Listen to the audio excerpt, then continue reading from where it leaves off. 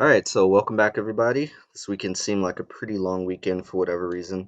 But in that long weekend, I was able to create a new email for you guys. So I know I've been talking about a lot, and I know some of you may be working on your language and you might have specific questions about the language or may just want advice or something like that. So I created a channel email. So it's going to be devcode.channel@gmail.com. Again, devcode.channel@gmail.com.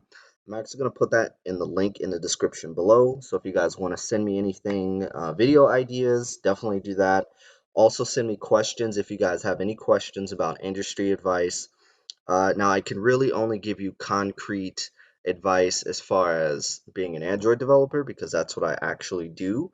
Of course, I could give you other devices just being a general developer, but that's kind of where my profession is and what I'm really good at. Also, definitely send questions about if you guys have any questions specifically pertaining to your programming language. I know sometimes you might not be following everything that I do in the series, so if you have any case-by-case questions that you might want to be answered, I definitely love to help you guys out, give you code snippets, and tell you how I would implement it if I were you. So definitely do that, but let's actually get into the video today. So today we're going to be talking about pre-processing classes. This is going to be the last thing that we're going to need to process before we finish up pre-processing. So for classes, what you're going to want to do is you're going to want to pass in the AST that the class was found in, and then whether or not it's an interface. Just like we did it here, as you can see for generics, we have is interface. So you want to do that for both of them and support that. Once we do that, you also want to add an extra field. Now, this is where we start getting into pre and post processing for our compiler. A lot of our code is going to look like this, where we're basically going to have a current class that we pass in, and if the current class is not equal to null, the assumption is that we're pre-processing a generic class. So we'll see how that kind of works later on, but the general premise is that you don't want to, as you guys saw in the previous video, when we're pre-processing generic classes, you do not want to process anything inside of the generic class because you don't really understand the types of everything, and it's impossible to do that without having errors. So what you want to do is you want to first create or get your block, then you want to create your access flags, and you want to say whether or not this was a generated class. So basically what generated class does is this denotes whether or not we passed in a class here. So if it's null, which is going to be null by default, as you guys saw, all I did was pass in the branch in the true or false. It's going to be null by default, and I actually think it's, yeah, so it's null by default when we pass it in. And if so, this will be false if we're generating it for the first time. It will be true if we are generating it as a result of a generic class. So that's what we need that for. Now we need to do our basic setup for our classes. So you want to create this if statement, check to see if current class is not equal to null, and you want to do your basic class setup. So this is just like the last time we saw it before. It's the same code. It's just copy and pasted. You want to check to see if we have an AST of AST access type, and you want to process your access flags for a class, and then you also want to check to see if you don't have a public, private, or protected, then you want to add a public. Classes are public by default. Flags are public by default as well if it's at a global scope. So if we don't have, or not at a global scope, just in general, if we don't have any access types. So after we get our access declarations set up, then we want to basically set up we want to basically check to see if we're processing this in a interface. Now, I don't know why I'm checking the AST instead of this Boolean that I clearly passed in, but either way works fine. You want to check to see if our current class that we're processing is in fact an interface declaration. If so, then we, of course, as you guys saw before, we want to have stable extension interfaces. And we're basically, this is the same code that I just copied and pasted. We're just checking to see if it's already been added by the user. And if so, if they added stable or extension, then we say W access warning. And these are basically just W access errors.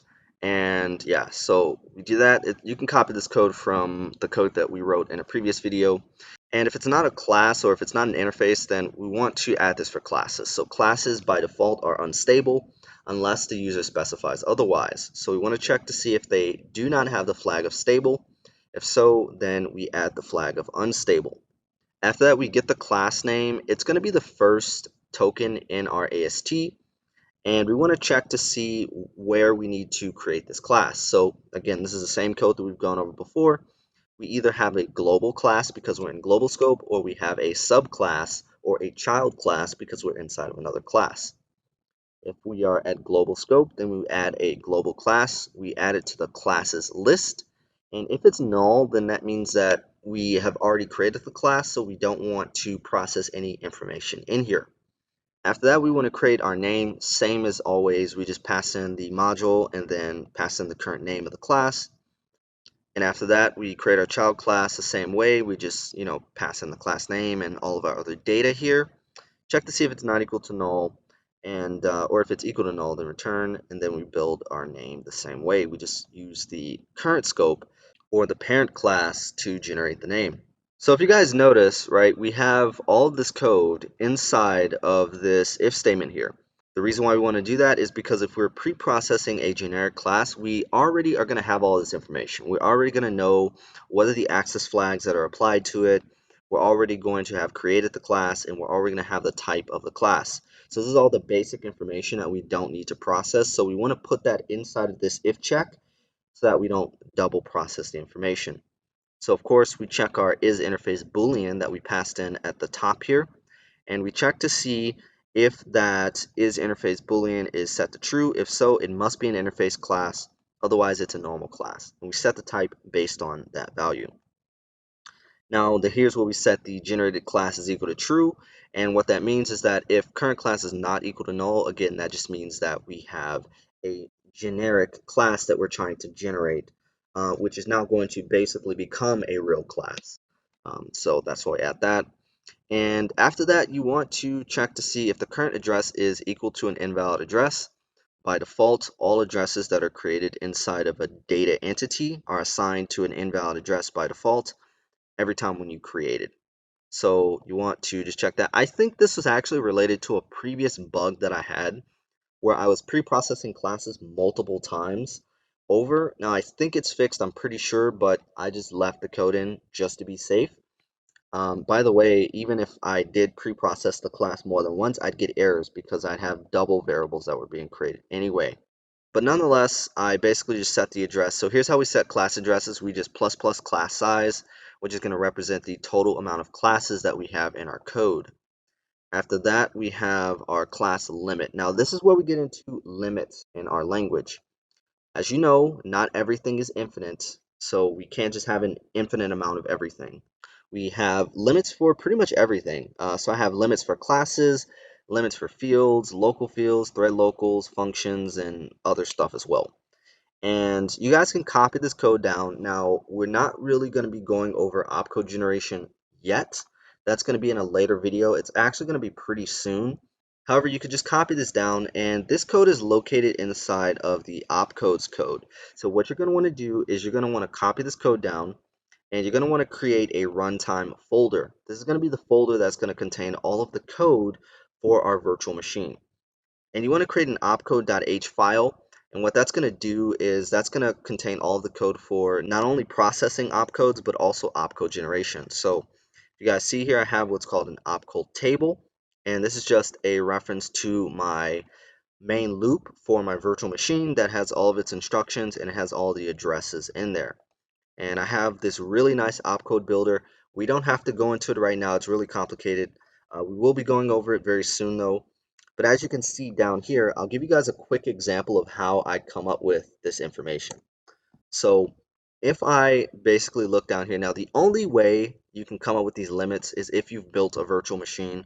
So ideally, this code that I'm showing you guys for like checking to see if the class address is greater than a limit, you're going to put this code in way at the end of your compiler. Like by the time you're pretty much done with the compiler, that's when I kind of put the code in because I was able to understand what my limits were for the language. But let's just look at this. So I have this instruction called move local. And what move local does is it basically accesses a variable on the stack given a certain frame address. So every time when you call a function, this is getting into some complex function creation, but bear with me. Every time when you call a function, we're basically going to create a new frame for that function. And all a frame represents is just a block of information that that function needs to use in order to work properly. So let's say you have a function with like 3 variables, right? It's going to allocate a frame of size of 3 on the stack. But yeah, we'll get into that later. But as you can see here, we have what's called a D class instruction. And what this does is this uses the setDI instruction builder. We pass it in a bunch of data. So we pass in, the instruction opcode and the relative frame address and whether or not it's positive or negative. And basically what that allows us to do is access the variable, like I said.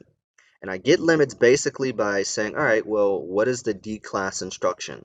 Well, it takes all this information and it packs it into basically a 32-bit integer. Well, if we scroll up to the top, we have what's called a bit layout. And bit layouts basically represent the layout of each instruction. So if we look here, I have about 4 bit layouts that I created. And if we look at the D class instruction bit layout, this specific instruction has, what is this, 24, I think, 8, 16, 24, yeah. So that's 24 opcodes or 24 bits that are allocated for the actual argument that we're going to pass in. And each argument has a limit of, as you can see here, what is this, 8,388,000 or something, right? So that's going to be the limit for this specific opcode. Therefore, that technically, theoretically means we can have a maximum limit of 8,300,000 local variables in any given function. So obviously that's ridiculous. You're not realistically going to need that many, but it's there. And yeah, so if I go back here, definitely copy these down. And oh, by the way, if you see like the CA2 and DA max, I get these values from here. So these are going to represent the limits for each of my instructions. We'll go over what instruction classes are and how they work and why they work later. But as you can see, here are the limits. So you guys can copy that down, and let's go back to the actual code in the preprocessor. So if we go back, so you want to check to see if our current class's address is greater than or equal to the limit of our classes or maximum amount of classes. If so, we say maximum class limit of whatever is reached. And we just say, now this is going to be an internal error. This is very important. You don't want this to say, you don't want this to be like just a generic error or some error that was generated from the user doing something wrong. This is an actual compiler limitation. So this is going to be represented as an internal error. And the user is actually going to see that. It's going to say pre-appended to this error. It's going to say internal error, and then it will have like this code here. So the user will know that, oh, I didn't make the mistake. And yeah, so that's very important. You want to add that. And after that, you want to just pre-process a class as normal. So this is the same code or the same format of code that we've seen in other spots. So you want to basically create a scope, or you want to add a scope by passing in the current class and say it's a class scope. And after that, you want to for loop through your blocks, and you want to get the current branch, and you also want to check for any errors. And then you also want to have a switch statement. And the switch statement is just going to traverse the entire class and check for any ASTs that could be in there that of things that we can pre-process. So you want to check for everything, right? Because as I mentioned before, we want to just make sure that we don't have any malformed information. This is something that I only do at the preprocessor level. So we want to check to see if, if any of these ASTs are other than what we expected here. We want to say unknown AST of type whatever, and you want to create an internal, again, it's an internal error, so that's very important. But let's just go through the list. So we've already gone over all this stuff, so it's pretty straightforward. You want to recursively call back into this exact same function for classes, and you want to basically pass in the branch and the interface. You also want to pass in, or you also want to check to see if we have a variable declaration. Call that function. We've already gone over that code. You want to pre-process method and delegate declarations. As you can see, these will be processed later. You also want to support alias declarations. And then after that, you want to support generic interfaces, generic classes, and regular interfaces. Why does my email keep popping up? Okay, so after that, you want to process enums as well. So we've already gone over this code, just call the same code. This is all the same code that we've gone over in previous episodes. You just call back into that. You want to support init declarations and obfuscation declarations. And after that, you want to remove the scope. That's very important because you don't want that will generate crap ton of errors if you don't remove the scope by accident. So definitely do that. And finally, the last thing that we need to do is we want to support processing AST mutate declarations. Now, this code is going to be for whether or not the processing stage is greater than or equal to post-processing. And we do not have a generic class or a generated class. So basically that means that if the class that we passed in here is not a generated class, meaning that we haven't created it already, then we want to basically pre-process mutation declarations. The reason why you want to do that is because mutations are expected to be referencing hard data, meaning that it cannot be dynamically accessed or dynamically created. So that's a bit of a weird statement, so let me explain what I mean. For mutations, so let's say we have a class, right, of, I don't know, house. I always end up using the same names.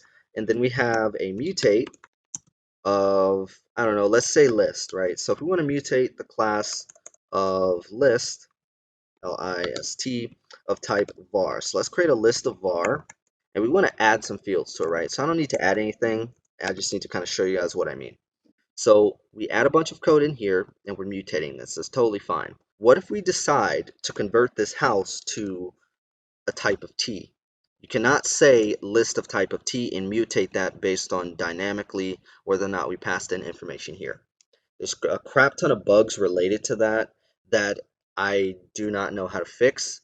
It's very hard to do that because based on how I process everything in my language and how magical it is, it just does not work with my current system.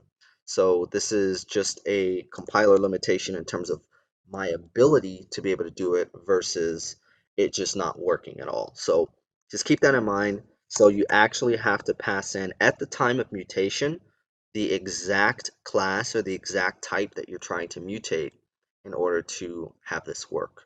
So just keep that in mind. But yeah, so we want to pre-process mutations by passing in the current branch. And we're not going to go over this code right now, but why is it taking so long? So we're not going to go over this now, but we will be going over this later. And we'll see kind of how it works. I mean, you can kind of see it does use some code that we've already used before, like pre-process class declaration, and it does some other stuff.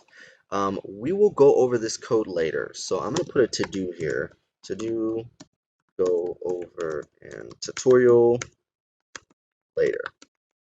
So we'll go over this code later, and because it's technically supposed to be added or processed after we're pre-processing, so, or after we're post-processing, actually. Interesting. So that's a bit of a late stage in our compiler. So we'll look at it later, but yeah, just create this function and we'll go over it later.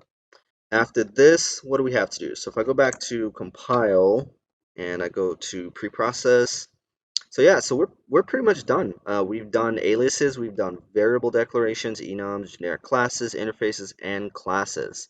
So now we're at the point where next episode we're going to be talking about how to handle imports. So here's going to be this. I'm going to show you guys a system on how I process and deal and manage imports in each file, and how I process them. So that's going to be really cool. But hope you guys enjoyed the video. As usual, if you guys have any questions, definitely put them in the comment section below. Or now, if you guys have more questions, you can definitely email me. I guess I removed it. But you guys can email me. Link is in the description below if you guys have any questions. And yeah. Also, if you guys would love to help support the channel, definitely head over to my GitHub repository at androidevcd/sharp. When you do, definitely watch, star, and fork this repository. That's going to give this repository a lot more visibility and let other developers know this language exists. Also, if you guys are curious about maybe some of the things that I do on a daily basis, you can check out the remastered branch. And I write some pretty decent commits here, so you can kind of get a gist of what I've been up to without really having to look too much into the code. Also, if you guys are curious about learning maybe some of the things that I'm looking to add to the language in the future, you can head over to the docs folder. There's two main files. You can check out the changeless file. That's going to be everything that I've done in the past to the language. And the roadmap file contains all of that information and more.